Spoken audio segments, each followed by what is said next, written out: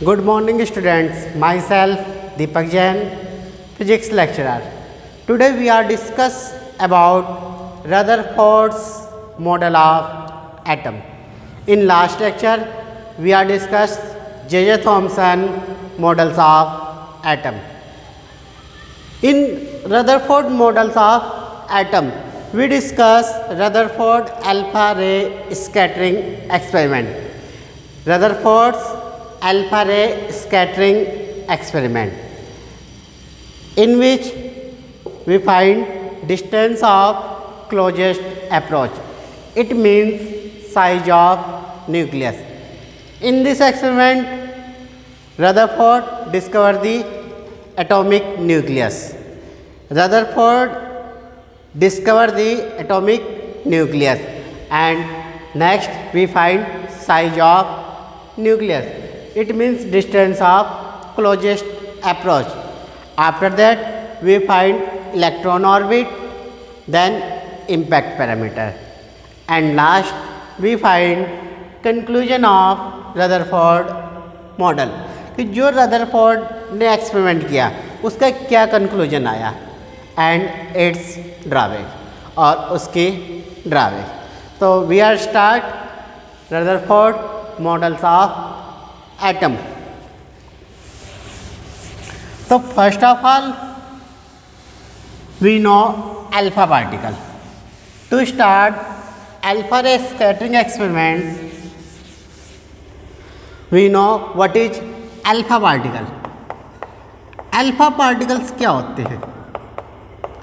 तो इससे पहले हमें बताया कि हमारे पास कोई भी एटम है, एटम के इनसाइड न्यूक्लियस होता है. कोई भी एटम है उसके अंदर क्या होता है? न्यूक्लियस. और न्यूक्लियस के अंदर क्या होते हैं? प्रोटॉन और न्यूट्रॉन. और प्रोटॉन का mass nearly equal to mass of neutron. Proton का मास और न्यूट्रॉन का मास दोनों का मास लगभग क्या होता है? इक्वल होता है. और प्रोटॉन के ऊपर कितना चार्ज होता है? +c. और न्यूट्रॉन के ऊपर कितना चार्ज होता है? 0. तो हम बात करते हैं अल्फा पार्टिकल्स की. तो helium nuclei is called alpha particle.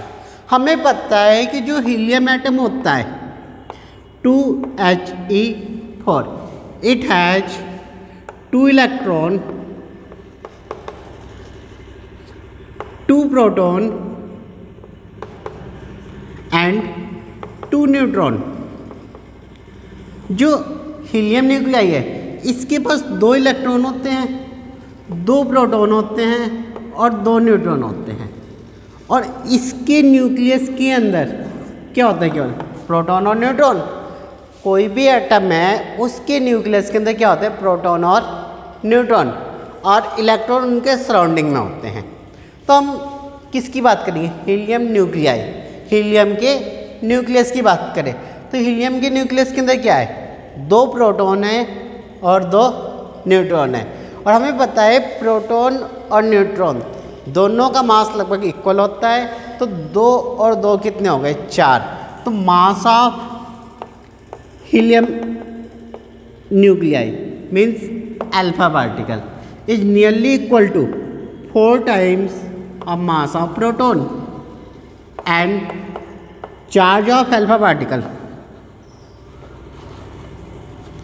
Charge of alpha particles is equal to +2e. तो अल्फा पार्टिकल पे चार्ज कितना होगा? प्लस का 2 है.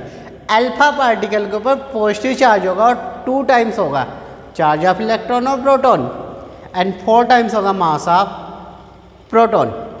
तो हमें रदरफोर्ड एक्सपेरिमेंट से पहले अल्फा पार्टिकल के बारे में पता होना चाहिए. तो ये हमारे पास अल्फा पार्टिकल होते हैं जिन्हें हम हीलियम न्यूक्लियाई भी कहते हैं, जिसका मास प्रोटॉन के मास का 4 गुना और पॉजिटिव चार्ज होता है और प्रोटॉन के चार्ज का दुगना 2 टाइम्स होता है. तो जो अल्फा रे स्कैटरिंग एक्सपेरिमेंट है। इस एक्सपेरिमेंट को सेटअप किया जिगर एंड मार्सडिन ने। ये दो साइंटिस्ट थे और हम कहते हैं he is the assistant of Ernest Rutherford. ये अर्नेस्ट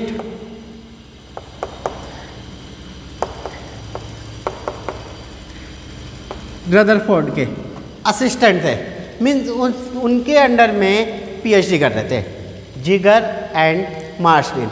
इन्होंने एक सेटअप तैयार किया और उसके द्वारा जो एक्सपेरिमेंट किया गया उस एक्सपेरिमेंट को हमने नाम दिया अल्फा रे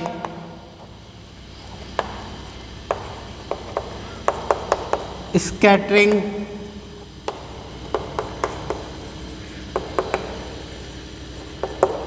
एक्सपेरिमेंट। तो इस एक्सपेरिमेंट में किया क्या? First of all we found कि व्हाट इज द एक्सपेरिमेंट। ये एक्सपेरिमेंट के अंदर हुआ क्या, फिर हम ऑब्जर्व करेंगे कि क्या रिजल्ट आया और उसके बाद रदरफोर्ड ने उस एक्सपेरिमेंट के बेसिस पे क्या कंक्लूजन निकाला। तो हमने देखा कि जो एक्सपेरिमेंट था इसके अंदर हमने एक लेड की कैविटी ली और उसके अंदर एक रेडियो एक्टिव एलिमेंट ले लिया। ये हमारे पास एक रेडियो एक्टिव एलिमेंट है। यहाँ से अल्फा पार्टिकल एमिट हो रहे थे। इसके आगे इसने एक सीट लगा दी कि जो अल्फा पार्टिकल है वो केवल इस होल में से आगे पास हो, बाकी अल्फा पार्टिकल को ये सीट ब्लॉक कर देगी। फिर इससे कुछ डिस्टेंस पे हमने एक गोल्ड फॉइल ली। गोल्ड फॉइल का मतलब एक पतली सी वर्क सीट, जस्ट लाइक है आपने काजू कतली देखी होगी, जो काजू की बर्फी होती है उसके ऊपर सिल्वर की एक लेयर होती है पतली सी, उसको हम फॉइल कहते हैं, सिल्वर फॉइल। इसी टाइप से हमने गोल्ड फॉइल ली। इसकी जो थिकनेस है वो लगभग 0.2 माइक्रोमीटर रेंज की होती है, मतलब 10⁻⁻7 मीटर की अबाउट नियर गोल्ड फॉइल की थिकनेस है। जब अल्फा पार्टिकल इस गोल्ड फॉइल के ऊपर बम्बार्डमेंट कराया किसने, इस एक्सपेरिमेंट के अंदर, तो इसके चारों साइड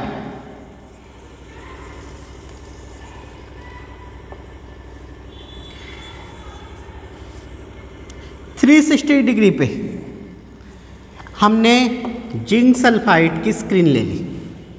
इसके चारों साइड 360 डिग्री पे जिंक सल्फाइड की स्क्रीन ले ली और हमने देखा यहाँ पे जो अल्फा पार्टिकल है वो इस गोल्ड फॉइल से कोलिजन के बाद कितने एंगल पे स्कैटर्ड हो रहे।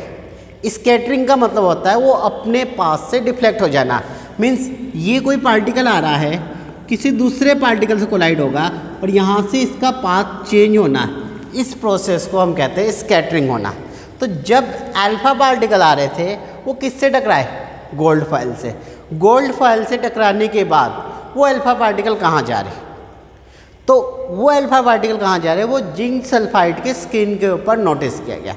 तो यहाँ से ये हमारे पास एक्सपेरिमेंट सेटअप था। इससे रदरफोर्ड ने क्या ऑब्जर्व किया,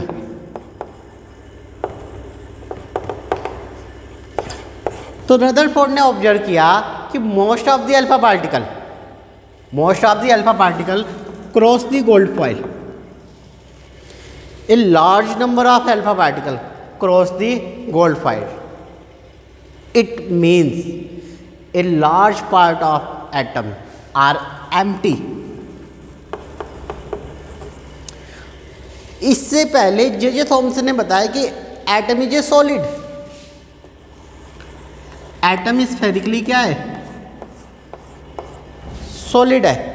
और हमें पता है कि जो गोल्ड फॉइल है, गोल्ड का एटॉमिक नंबर 79 AU 192 193, कई बुकों 193 भी लिखे है। तो इट मीन्स जो गोल्ड है उसका मास 192 times of the mass of proton के अबाउट नियर है, और अल्फा पार्टिकल का मास 4 times of mass of proton के अबाउट नियर है। तो इसके कंपेयर में जो गोल्ड है वो बहुत ज़्यादा हैवी है। तो जब अल्फा पार्टिकल गोल्ड फॉइल से टकराएगा तो टकराने के बाद इसको तो क्रॉस नहीं करना चाहिए था, लेकिन large number of alpha particle cross the gold foil. It means a large part of atom are empty, मतलब एटम का मैक्सिमम पार्ट खोखला है। यहाँ से जे थॉमसन की थ्योरी फेल हो गई, और इसके अकॉर्डिंग ये बताया गया कि जो एटम है उसका लार्ज पार्ट क्या है, एम्प्टी। फिर सेकेंड ऑब्जर्वेशन में देखा गया कि few number of alpha particle are scattered more than 1 degree. Few number of alpha particle about near 0.14% alpha particle, 1 alpha particle of 8000 alpha particle are scattered more than 1 degree. मतलब हम angle को यहाँ से इस टाइप से major करेंगे, और 1 degree से ज़्यादा एंगल पे केवल 0.14% अल्फा पार्टिकल स्कैटर हो रहे थे। लगभग 7000 से 8000 अल्फा पार्टिकल में से 1 अल्फा पार्टिकल स्कैटर्ड हो रहा था। फिर यहाँ पे हमने देखा कि जो अल्फा पार्टिकल है इसके ऊपर +2e चार्ज है, और जो गोल्ड है गोल्ड के ऊपर +79e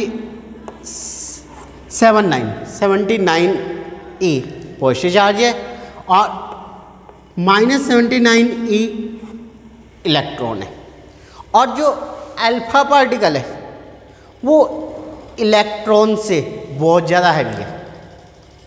तो अल्फा पार्टिकल इलेक्ट्रॉन को तो क्रॉस कर सकता है, लेकिन अगर हम बात करें इस चार्ज की +79e, यहाँ पे कैसा चार्ज है, पॉजिटिव चार्ज है, और यहाँ पे भी कैसा चार्ज है, पॉजिटिव चार्ज है। तो ये जो अल्फा पार्टिकल है, ये अल्फा पार्टिकल इस पॉजिटिव चार्ज से रिपेल हो रहा है। तो ये जो अल्फा पार्टिकल है वो 1 डिग्री से ज़्यादा एंगल पे स्कैटर्ड हो रहा है, और बहुत सारे अल्फा पार्टिकल में से एक ऐसा अल्फा पार्टिकल था जो गोल्ड फॉइल के पास आया और 180 डिग्री पे वापस चला गया। गोल्ड फॉइल के पास आया लेकिन 180 डिग्री पे क्या हो गया, स्कैटर्ड हो गया, मतलब रिट्रेस हो गया अपने पास से। तो इससे रदरफोर्ड ने कंक्लूजन निकाला कि जो एटम है हमारे पास उसका complete positive charge, entire positive charge and almost entire mass are exist at the centre. अगर हम इस एटम की बात करें तो इस एटम के सेंटर पे एक टीनी कोर पार्टिकल्स है। ये जो हमारे पास एटम है इसके सेंटर में एक टीनी कोर पार्टिकल है, एक छोटा सा पार्टिकल है, और इस पार्टिकल के अंदर एक पर्टिकुलर एटम का कंप्लीट मास और लगभग कंप्लीट मास और टोटल पॉजिटिव चार्ज एग्जिस्ट करता है। Complete positive charge and almost complete mass are exist inside it, and this part is known as nucleus. तो यहाँ से रदरफोर्ड ने न्यूक्लियस के बारे में बताया। रदरफोर्ड ने बताया कि every atom consist of tiny core particle at the centre. रदरफोर्ड ने क्या बताया कि every atom consist of tiny core particle at the centre. ये एटम है हमारे पास, और इस एटम के सेंटर में टीनी कोर पार्टिकल है। Tiny means small, core means centre में। in which entire positive charge entire positive charge का मतलब complete positive charge and almost मतलब लगभग entire mass are exist and electron are revolve surrounding the nucleus और इसके surrounding में electron revolve कर रहे हैं। ये डॉटेड क्या है? इलेक्ट्रॉन जो न्यूक्लियस के सराउंडिंग में सर्कुलर ऑर्बिट में रिवॉल्व कर रहे हैं। तो ये एक्सपेरिमेंट के द्वारा देखा गया। आई बात समझ में? इसके बाद ये बताया गया कि जो इलेक्ट्रॉन है न्यूक्लियस के चारों ओर रिवॉल्व कर रहे हैं, जो इलेक्ट्रॉन न्यूक्लियस के चारों साइड रिवॉल्व कर रहे हैं वो सर्कुलर ऑर्बिट में रिवॉल्व कर रहे हैं। तो हम यहाँ से बात करते हैं इलेक्ट्रॉन ऑर्बिट की। ये एक आसान सा पार्ट है इलेक्ट्रॉन ऑर्बिट। इसके अंदर बताया कि ये न्यूक्लियस है, न्यूक्लियस पे चार्ज कितना है? Plus Ze, Z atomic number into में E plus E charge of proton. तो न्यूक्लियस के अंदर कंप्लीट पॉजिटिव चार्ज है। हमने गोल्ड फॉइल की बात की थी, इसका मतलब इसके पास कितने प्रोटॉन है? 79 प्रोटॉन है और एक प्रोटॉन में चार्ज कितना है? Plus E। तो टोटल चार्ज यहाँ पे कितना आएगा? Plus 79 E। तो ये समझ में आए? इसके ऊपर चार्ज कितना है? प्लस Ze मीन जितना यहाँ पे एटॉमिक नंबर है उतना इस न्यूक्लियस के ऊपर चार्ज है। And electron revolve around this nucleus in circular orbit और इलेक्ट्रॉन पे चार्ज होता है माइनस का E और वो इसके चारों साइड क्या कर रहा है? रिवॉल्व कर रहा है। तो हम यहाँ पे इलेक्ट्रॉन ऑर्बिट के अकॉर्डिंग बताएंगे कि required centripetal force is equal to electrostatic force.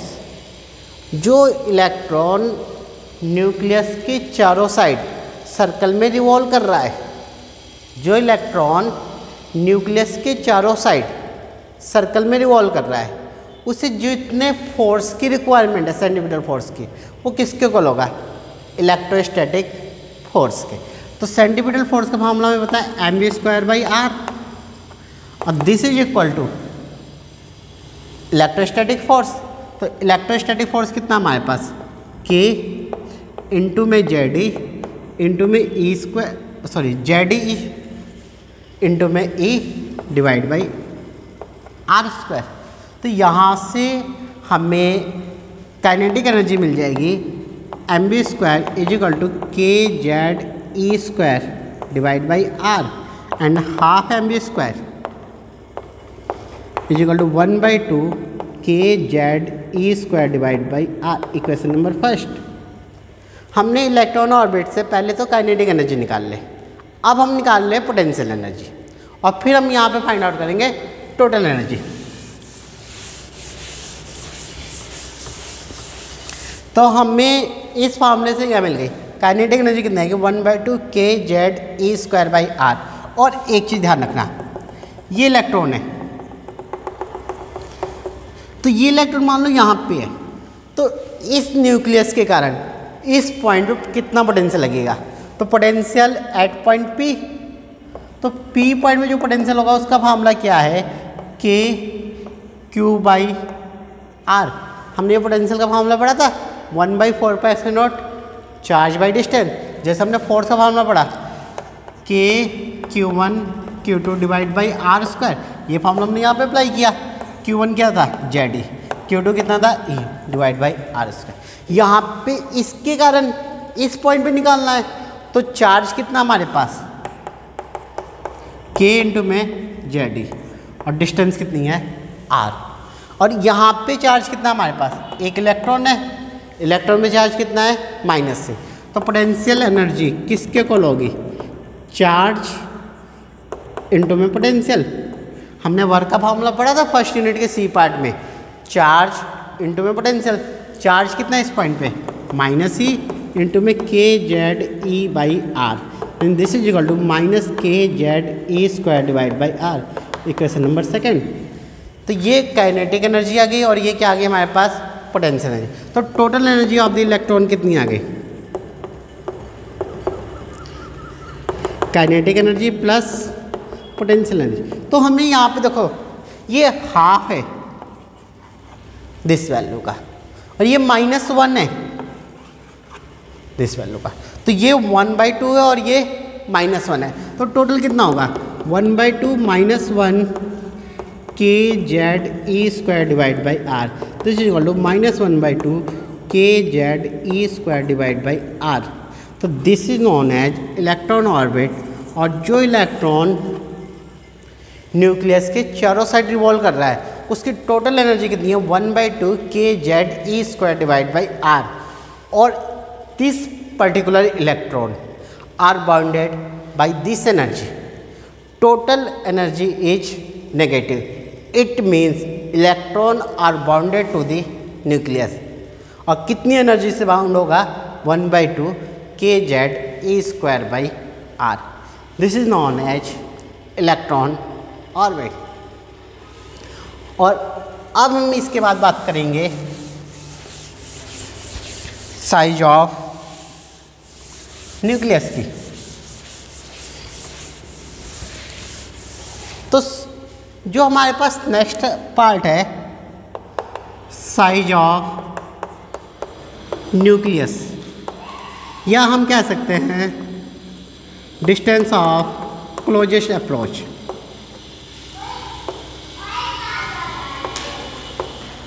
Distance of closest approach. तो हम नेक्स्ट बात करें डिस्टेंस ऑफ क्लोजेस्ट अप्रोच।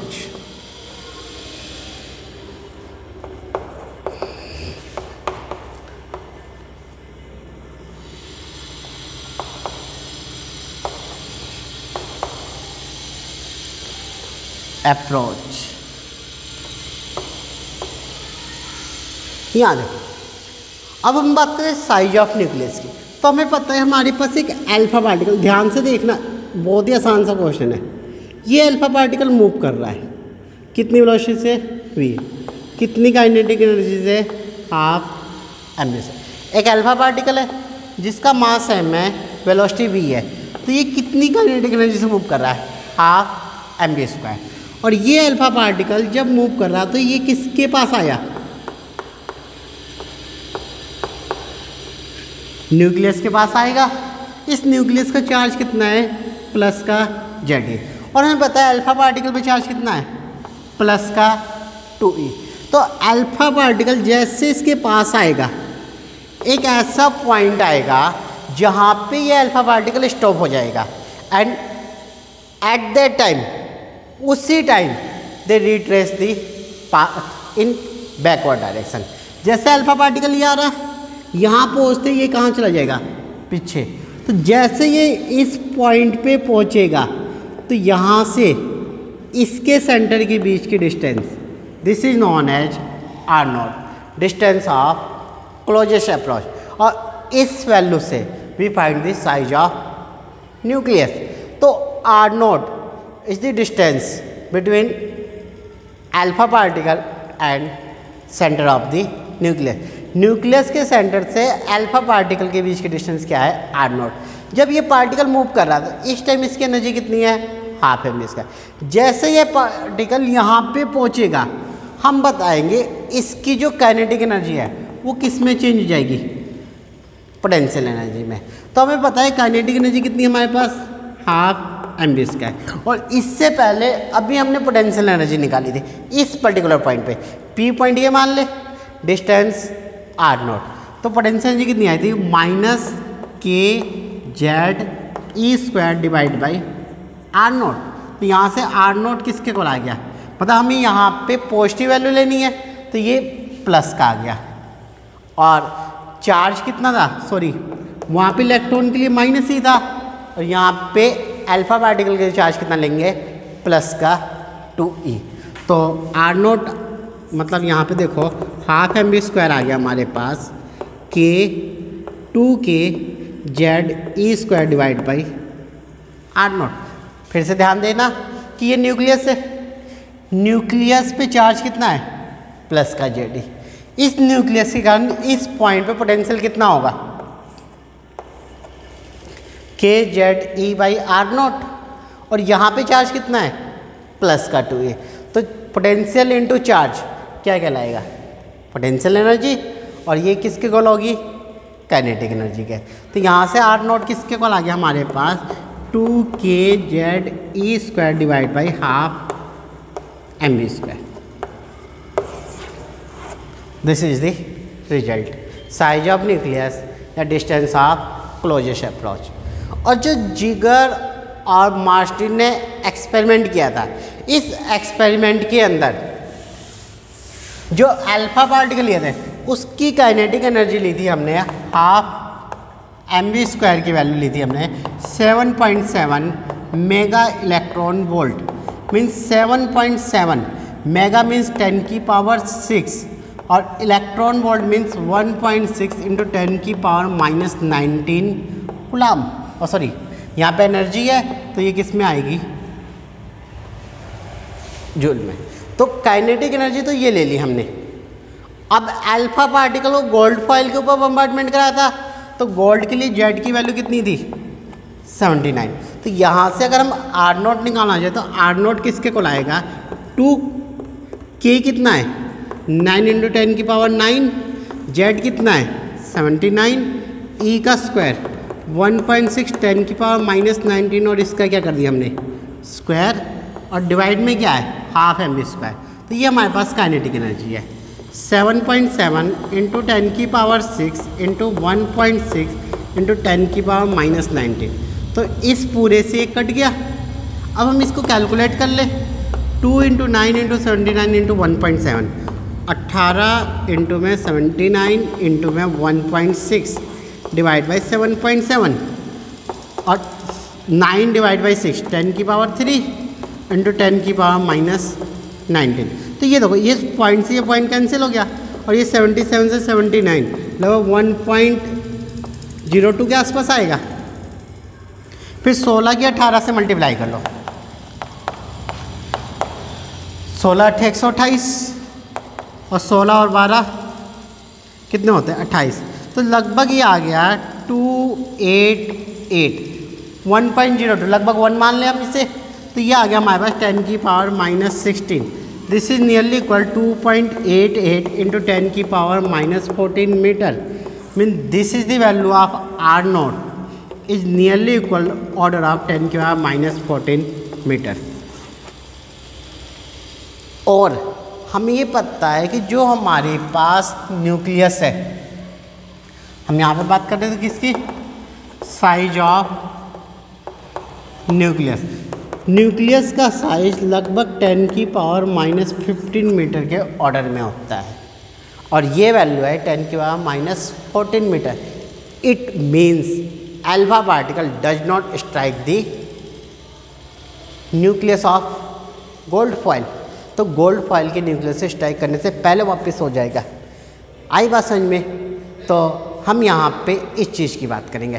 तो ये R0 आ गया हमारे पास लगभग 10 की पावर -14 मीटर, और जो न्यूक्लियस का साइज है ये होता है लगभग 10 की पावर -15 मीटर, जो एटम के साइज से लगभग 1 लाख गुना छोटा होता है।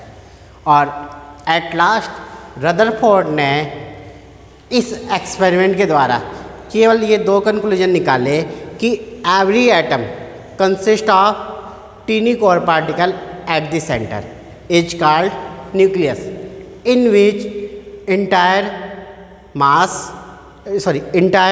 positive charge and almost entire mass are exist। और सेकेंड कंक्लूजन निकाला कि electron are revolve around the nucleus in any circular orbit. ये इसकी ड्रॉबैक थी कि जब इलेक्ट्रॉन सर्कुलर ऑर्बिट में रिवॉल्व करेगा तो वहाँ पे सेंटीपिटल फोर्स की रिक्वायरमेंट होगी। और रदरफोर्ड ने बताया कि जो इलेक्ट्रॉन न्यूक्लियस के अराउंड रिवॉल्व कर रहा है वो एक्सेलरेट हो रहा है। ये न्यूक्लियस है, जब इलेक्ट्रॉन न्यूक्लियस के अराउंड रिवॉल्व कर रहा है तो ये एक्सेलरेट हो रहा है। जब इलेक्ट्रॉन एक्सेलरेट होगा तो वो कंटिन्यू अपनी एनर्जी को लूज करेगा। जब एनर्जी को लूज करेगा तो they form a spiral path. ये एग्जैक्ट सर्कुलर पाथ को फॉलो ना करके किस टाइप के पाथ को फॉलो करेगा? स्पाइरल पाथ को। And finally it fall to the nucleus. This is not possible. तो इसके बाद नेल्स बोर आया, जिसके बारे में हम नेक्स्ट लेक्चर में बात करेंगे। तो ये आपको ध्यान रखना है, और ये सेम आर्टिकल आपने +1 की केमिस्ट्री में भी पढ़ रखा है। ठीक है, तो आज हम इतना पढ़ेंगे। Thank you. नेक्स्ट लेक्चर में हम बात करेंगे बोर की।